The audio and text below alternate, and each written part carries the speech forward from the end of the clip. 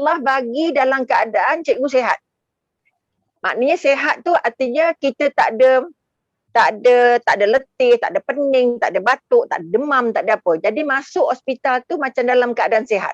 Jadi bila kita segar, sihat tu maksudnya aktif, maka proses rawatan itu lebih mudah. Lebih mudah sebab kita boleh adjust apa yang nak dibuat tu.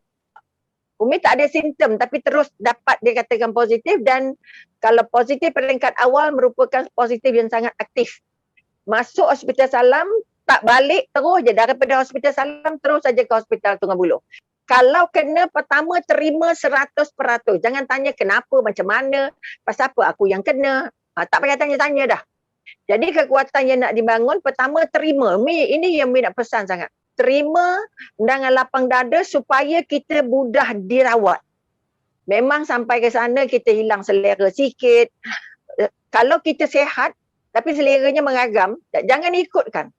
Jangan kata tak lalu makan. Oh, tak lalu makan tak boleh. Bila nak sihatnya? Maka kalau masuk, kalau katalah kita ke sana, kita reda, bila lapang dada terima, maka kita mudah adjust. Tak boleh tak makan. Kalau tak makan nanti tak ada tenaga. Kalau tak ada tenaga lambat dan susah nak dirawat. Nanti kita akan dapat sakit yang lebih sakit lain. Gastrik lah, apalah benda gitu. Jadi dilawan, lawan. Apa sajalah. Umi hanya dapat rasa hilang selera sekejap dalam masa 2 hari. Tapi tidak dilayan lah, terus dilawan. Ya Allah, Tuhanku, bagi aku bedah makan, ini rezeki darimu, ya Allah. Doktor punya advice pada Umi pada hari kedua, dia kata apa? Doktor positif COVID, maka yang nak lawan dia, doktor mesti double positif. Okay? Makan kena jaga, minum kena jaga, tak lalu minum, telan juga supaya kita boleh urinate cepat, jadi darah kita dapat cepat bersih. Jadi jangan takut, walau dia nak buat apa, cucuk entah berapa ratus, jarum besar, jarum kecil, ambil darah, ya Allah, Tuhan, rasa macam ambil darah dah. Artinya pagi petang, tengah malam, kita kena, walaupun sakit, itu sakit tu biasa-biasa. Tapi kalau kita makan, kita jaga air, minum air banyak sikit, jadi darah kita cantik. Bila darah kita cantik, dapat ubat, darah tu dengan ubat tu cepat-cepat chemistry-nya. Artinya katalah kalau ambil pagi, petang dapat result, result-nya bagus. Jadi minum air itu kunci. Sangat-sangat penting. Kalau yang buat kuarantin di rumah tu, you must drink so much. Banyak-banyak minum air. Banyak-banyak minum air kerana kita nak betulkan balik darah kita. Nak tolak darah tak cantik itu keluar. Yang keduanya, jaga makan. Makan kalau tak ada tenaga, kita tak boleh nak tolak. Kita tak boleh nak bina kekuatan. Memang kita akan lembik dan sebagainya. Ambillah apa saja suplemen yang boleh membantu imunisasi. Kalau imunisasi kita kuat, maka reaksinya tidak negatif. Artinya reaksi ubat tu akan jadi positif. Sebab kita bantu ubat tu untuk kuatkan kita punya antibody. Yang dicucuk pada kita steroid, kemudian ubat antivirus, kemudian ubat blood clot untuk elakkan darah daripada beku. Jadi sebab itu mereka kata kalau 3 ubat ini, kalau kita bantu dengan air, okay, dia akan berjalan cepat satu. Jadi nak elak blood clot, darah beku atau darah pekat. Kemudian kita nak jadikan proses, kalau telan pil tu 9 biji sekali telan tu, kalau ikut pakai otak, ya Allah. Kita tak payah cakap. Doktor kata AA lah. Kalau ikut pakai emosi biasa-biasa ni, meletih dah. Ya, maknanya kita memang cepat nak letih. Sebab ubat banyak kan, ubat banyak, darah ambil. Sebab itu sekali lagi bangun balik kekuatan, tak ada siapa boleh sembuhkan kecuali Allah. Vitamin C ni, ya Allah, udah kira macam jadi makan minuman biasa dah. Okey. Sama ada yang rendam ya, makannya, semua ada. Banyakkan vitamin C. Sebab kita katalah nak makan oren, nak makan buah, mana nak makan banyak-banyak dalam hospital kan? Makan buah banyak-banyak, makan pisang banyak-banyak, insya-Allah. Pisang one of them yang bantu Mi dapat selera cepat. Kemudian pergi toilet pun senang. Bila itu semua selesai, kita setiap hari boleh pergi toilet, urinate yang betul. Jadi kalau semua sistem tu berjalan dengan baik, chances untuk nak sembuh tu lebih cepat. Kalau kita tak mengalami banyak benda-benda kronik, tak ada sesak nafas, tak ada sesama, elak batuk je. Batuk, sebab batuk tu ada kaitan dengan tekak, kaitan dengan paru-paru, kaitan dengan tak cukup air, kaitannya dengan nafas salah, nak kena pakai oksigen. Jadi untuk elak demam, elak batuk, minum air sebanyak-banyak. Minum air kangen, jangan bagi air lain.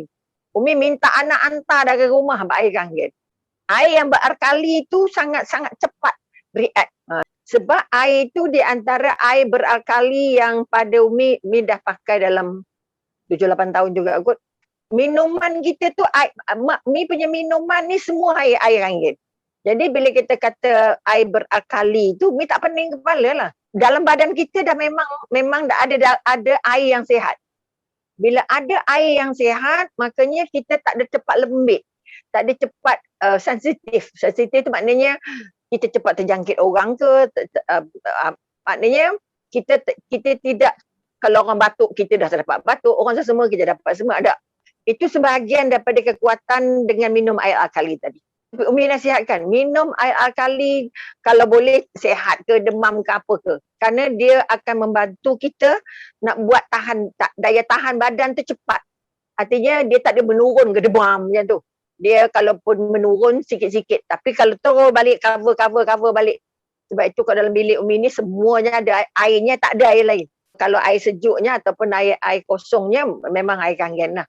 Itu satu bukti yang pada Umi air sangat penting. Air sangat penting. Okay? Dan ketiga, kita kalau boleh jangan bagi otak ni serabut supaya kita boleh tidur. Sebab pertama dia kena ada rehat, kena ada cahaya dan kena ada exercise. Oksigen mesti 96 ke atas. Jadi setiap hari, setiap 3 kali sehari, ambil oksigen. Oksigen dalam badan kita levelnya 96 ke atas. Kurang oksigen takut darah kita beku. Jadi pada Umi sekali lagi kekuatan yang nak dikongsikan ialah kita melihat balik ke diri kita, apa kekuatan yang kita dah buat, apa benda yang kita dah protect. Dan kalau kita sudah bina protection kita, airnya bagus, suplementnya bagus, vitamin C-nya bagus, makanya chances untuk dapat tetapi tak lama. Prinsip itu boleh. Pertama air, pastikan dapat air alkali. Yang kedua kita kata makan buah. Buah apa yang kamu suka. Kemudian menasihatkan pada mereka supaya terima dengan lapang dada. Jaga minda supaya lapang. Terima ini hadiah dari Allah. Maka aku sebagai hamba, aku tak boleh tolak. Tapi aku kena pakai, kena buat, kena layan. Jadi jangan jadikan dia permasalahan. Kalau WhatsApp tu baca yang elok je. Jangan banding. Sebab doktor kata don't compare yourself to anyone in this world. Dan tidur tidak boleh lebih daripada pukul 11. By 10 o'clock mesti tidur. Kalau you nak bangun pukul 4 ke, pukul 3 ke, by 10 you kena tidur. Okay? Sebab itu zon tidur yang sihat. Siapa tidur lepas pukul 12, dia lambat tidur. Dan tidurnya mimpi. Satu tanda tidur yang sihat ialah you tidur tak ada mimpi. Siapa tidur ada mimpi, maknanya dia tidur otaknya serabut.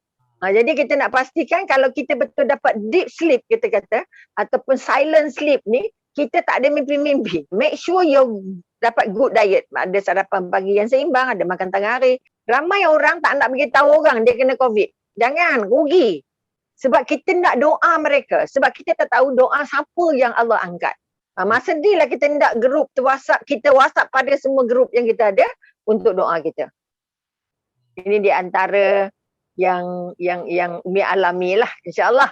Mudah-mudahan sedikit yang kita kongsi itu membantu untuk anda merasa lebih bersedia, lebih up to date, lebih ready, okay?